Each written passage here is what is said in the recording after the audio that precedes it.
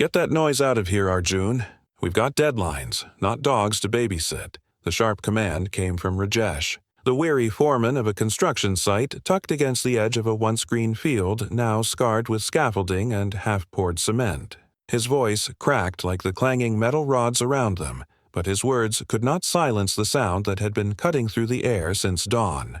A dog's bark, raw and insistent, rose above the hammering, above the diesel cough of machinery, above even the indifference of men too tired to care. Arjun, one of the younger workers, set his spade down with a frustrated sigh. He was used to noise, the drills, the engines, the endless shouts of orders, but this bark wasn't like the aimless yapping of a stray. It carried desperation, a rhythm that felt almost like speech. He wiped the sweat streaking his forehead and looked toward the chain-link fence where the sound seemed to echo. There, pressed against the rusting metal, stood a thin dog with matted white fur streaked brown from dust and mud. Her ribs showed, but her eyes gleamed fierce and unwavering. Each bark came with a trembling body, as though the effort came from a place far deeper than her small frame. "She hasn't left since yesterday," Arjun muttered, half to himself. "She's not here for food," Rajesh snorted, waving a hand dismissively.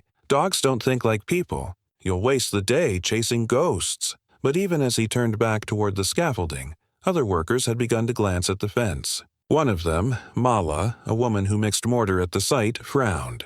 She had grown up with dogs in her village and recognized the tremor in the animal's voice. This was not a casual bark. It was a summons. The mother dog barked again, then darted a few paces backward, tail stiff, ears pinned. She looked directly at them, barked once more, and retreated further, pausing as if waiting for them to follow. The air hung heavy with the smell of wet cement and sun-baked dust, but beneath it was something else, an undertone of urgency carried by her ragged cries.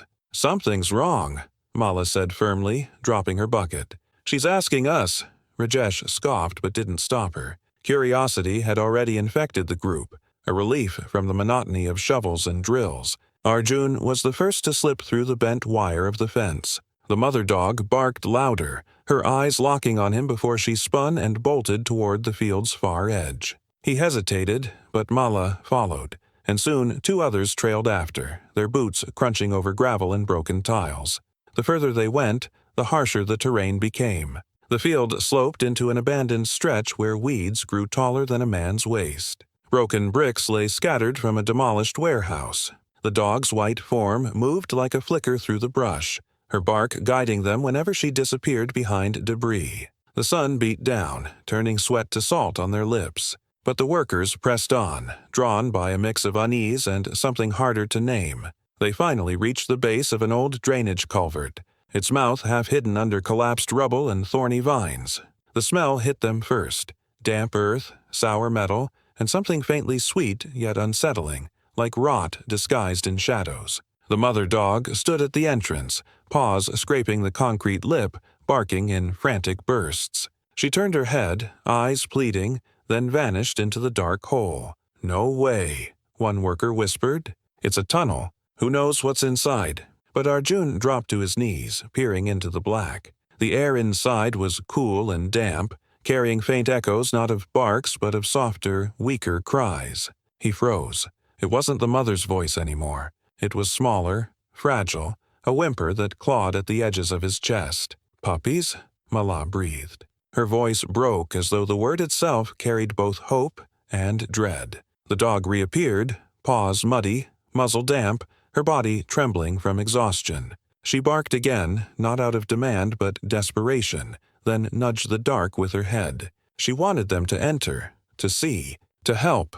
Arjun swallowed hard, throat tight. Around him the other workers shifted, torn between fear of the unknown and the undeniable weight in those cries. Even Rajesh, who had trailed reluctantly behind, stood silent now, his stern face softened by what he had heard. The site's noise felt distant, as if the world had shrunk to this culvert, this dog, these unseen lives crying from the dark. Arjun lowered himself further, heart pounding, the edge of his shirt catching on the rough concrete. He didn't know what awaited them inside. Abandonment, danger, or something worse, but the mother dog's eyes, brimming with a strange combination of exhaustion and faith. left no room to turn away. For the first time that day, silence fell over the group. No hammers, no orders, no dismissive laughter. Just the dog, waiting at the threshold of shadows, and the fragile sound of life hidden within. And in that silence, the workers understood. They were not being asked. They were being called.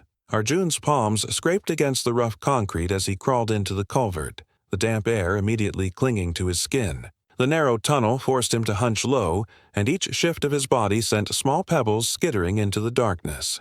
Behind him, Mala's voice urged caution, but she crouched at the entrance too, unwilling to let him go alone. The others lingered outside, their unease growing with every echo of those fragile whimpers. The mother dog darted in ahead of him, her white fur vanishing into shadow. Her claws clicked against the damp concrete, guiding him like a beacon. Then she paused, her body blocking the narrow passage, and gave a sharp bark. It wasn't anger. It was urgency, a command for him to continue. Arjun pressed forward, heart thudding in his chest, until the tunnel widened into a hollow cavity. What he saw made him freeze. Curled in a nest of torn cloth, plastic scraps, and damp leaves were 4 puppies. So small their eyes barely opened to the dim light. Their tiny bodies trembled with the cold, and each squeak from their fragile throats carried both desperation and a will to survive. But it wasn't just the sight of them that rooted Arjun in place. It was the thin trickle of water seeping steadily through cracks in the culvert wall, pooling beneath the makeshift nest. The ground was already wet, and the water was rising. "They'll drown if they stay here," Arjun whispered hoarsely. His words echoed back to Mala, who had just crawled close enough to see. Her hand flew to her mouth, eyes wide, heart aching at the helplessness before them. The puppies squirmed, weak limbs pressing against one another, seeking warmth that wasn't enough. The mother dog whined, pacing frantically, her muzzle brushing each pup in turn before she looked up at Arjun again. Her bark reverberated off the walls, sharp and relentless, as if demanding he grasp the urgency of her plea. She had done all she could, dragging scraps, shielding them from cold, but the water threatened to undo every effort. Outside, Rajesh's impatience broke through. "What is it? Why the shouting?" His heavy footsteps approached the entrance, but Mala turned her head sharply and snapped, "Come see for yourself." There was no defiance in her tone, only a command born of desperation. Rajesh reluctantly crouched at the entrance, then muttered a curse under his breath when he finally caught sight of the scene. For the first time, the hardened foreman's voice faltered. "God help them. They won't last the day here." Arjun reached for the first pup, his hands trembling as he lifted the tiny body. It was so light it felt like air, yet warm and alive. The pup whimpered, squirming weakly against his palm, and the sound sent a jolt through him. The mother dog hovered anxiously, her nose brushing his wrist as if checking he held her child safely. But as he prepared to take another, the tunnel groaned above them. Loose soil shifted, a faint cascade of pebbles pattering down like rain. The culvert wasn't stable. Each vibration from the construction site above had likely been shaking its foundations for weeks. Mala's eyes flashed with fear. If this collapses, we'll be buried. The tension gripped everyone at once. Time was not only against the pups, but against them too.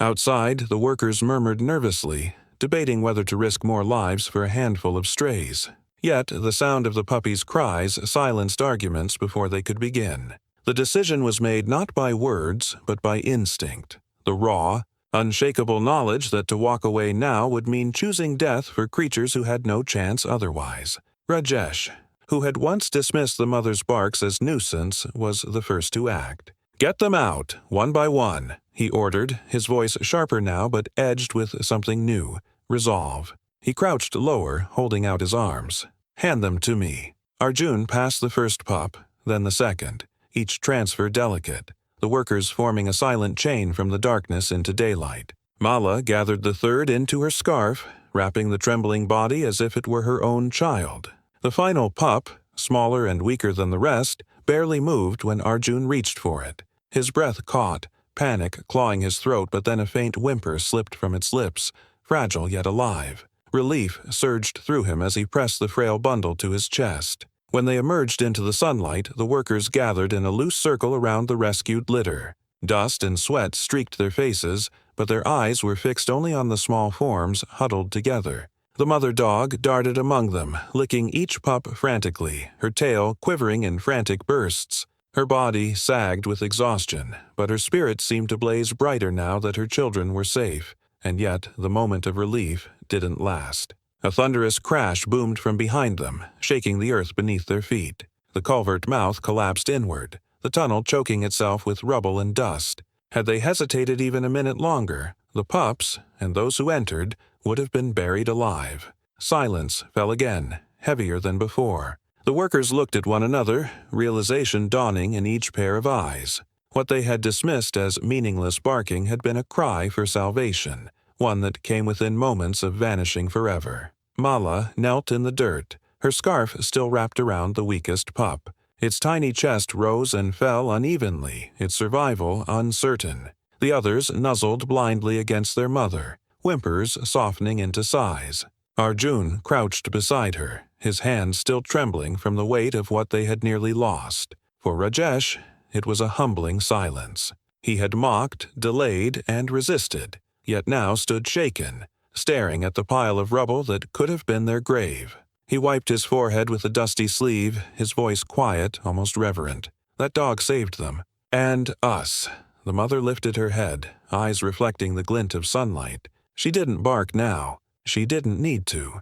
Her silence carried more power than any sound, the quiet authority of a mother who had fought, begged, and endured until her children were seen. The workers stood united in that moment, their lives unexpectedly intertwined with hers. None of them could have guessed that the rescue was only the beginning, and the true test of survival still lay ahead. The culvert's air was heavy, thick with dampness that clung to the worker's skin as Arjun crawled deeper, a flashlight trembling in his hand. Behind him, Mala urged him forward while the others waited uneasily near the entrance. Every scrape of his boots against concrete echoed like thunder in the narrow tunnel. The cries grew clearer, thin, ragged sounds that pierced the silence with heartbreaking urgency. When the beam of light finally cut through the dark, his breath caught. Nestled in a shallow pocket of earth were 4 tiny puppies, their fur slick with mud, bodies shivering against one another for warmth. Their eyes had barely opened,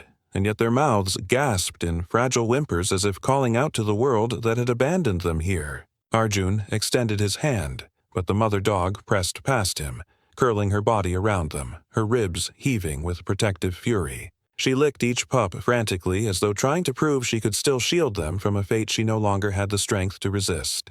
Mala crawled in next, her voice breaking in the dark. "They won't last in here. They'll drown if the water rises." The words rang like a warning. The workers knew the area. These tunnels were prone to sudden flooding during storms. Even a brief rainfall could turn the culvert into a rushing trap. The miracle wasn't only that the mother had kept them alive this long, but that she had found humans willing to listen before time ran out. Arjun carefully lifted one puppy, its tiny chest fluttering with shallow breaths. Mud streaked his hands, but he held the fragile body as though it were glass. The others whimpered louder, sensing the disturbance, and the mother's low growl trembled with fear. She wanted them saved, but every instinct in her screamed to fight against strangers touching her young. It was Mala's soft whisper, steady and low, that calmed her. "We'll help you. We promise." One by one, they carried the pups out, each life cradled as gently as the workers' rough hands allowed. By the time the last whimpering bundle was placed on Mala's lap near the sunlight, the mother crawled out too, collapsing against the earth with exhaustion. Her eyes closed, but her ears twitched at every sound her puppies made, unwilling to rest fully until they were safe. Then came the twist no one expected. As Arjun turned back toward the tunnel, his flashlight caught on something deeper inside. For a moment he thought it was just a broken pipe, but then the beam shifted and revealed movement.